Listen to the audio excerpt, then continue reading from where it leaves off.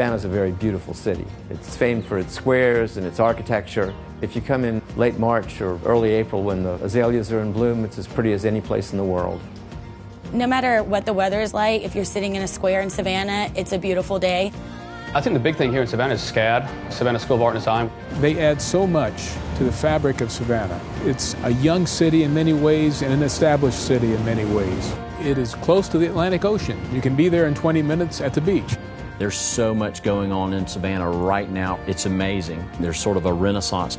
10 years ago, Broughton Street just really was not a destination whatsoever, and now it's kind of the mecca for the city shopping. To me, it's so different than most places. It'd be a great getaway to come here and kind of be immersed in this southern Gothicness.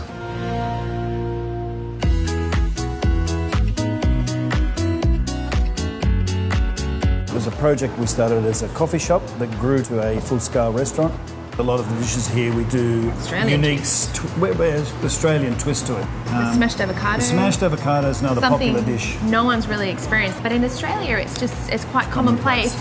It is so light with the feta mixed through it, and then we have the cherry tomatoes on top, some of the black sesame seeds. And we've also got the best eggs Benedict in town. Best breakfast in town. Yeah, I think we without a doubt we have the best breakfast in town. And we hear it every single day.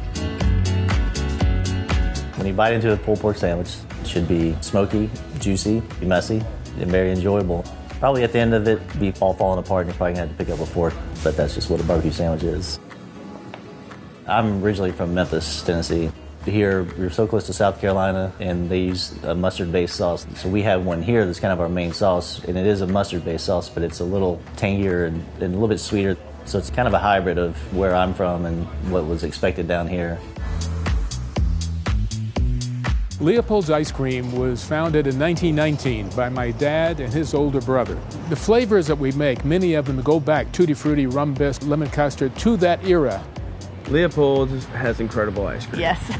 They always have a huge line, but it's definitely worth standing in it. We have in there the antique soda fountain from 1930. A lot of the younger folks have never seen that. We make milkshakes, we make ice cream sandwiches. We do all of that right behind that soda fountain.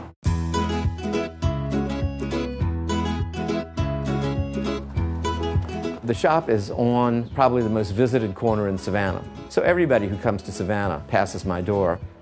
I would have to describe my placement of the furniture as being haphazard. There's so much stuff in here right now that we squeeze things in where we're able to. I would like to think that it's known for remarkable objects of all periods and styles. And somebody said that we carried from Louis to Lucite. While I don't have any lucite in the shop right now, I do have things that are extremely early, and I have things that were made in the middle of the 20th century. I really love the store because it's not just a retail store, it's actually an educator. You can come here and learn about honey, learn about honeybees, and you can also even taste a honey wine, which is mead, the oldest alcoholic beverage. Ted Dennard, who started and owns Savannah Bee Company, has amazing honey. Tupelo honey. It's actually the honey that's made from dominantly one flower nectar. So that Tupelo honey is only found here in South Georgia down to the northern Florida panhandle. So it's also indigenous to this region. Well, we're a full-service interior design firm and also retail furniture store. Of course, the whole revitalization and repurposing movement is in, and that's sort of our sweet spot. We take industrial pieces from airplane parts to some automobile pieces and take them and turn them into furnishings. Also, a lot of one-of-a-kind design pieces. This is something where local artisans have actually put their hands on it and put that sweat equity into it.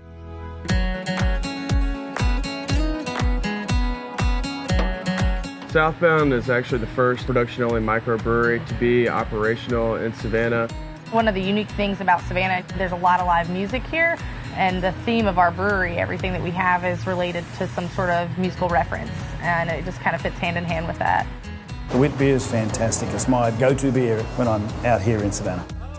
I want them to have the full brewery experience. We'll basically take them from grain to glass as they're sitting there sampling the beers. A lot of people tell me that we're becoming known for the place just to come in and have a good time. The basis of the cocktail list was doing a lot of infusions. Right now, I think our biggest one is the recliner, which is a bourbon-infused sweet tea with muddled raspberries. Trailer Park's the jam. They actually have, Literally have peanut butter and jelly wings, right? Yeah, peanut butter and jelly wings. This menu has a lot of, say, carnival type of food or fair food, you could say. It's fun food, and it's different. We create a unique experience here that nobody else in Savannah has. We are a speakeasy themed bar. You have to be a member to get in or be a friend of a member to come in. When you walk in the door, you know that you've stepped back in time. You can immediately see all the vintage antiques.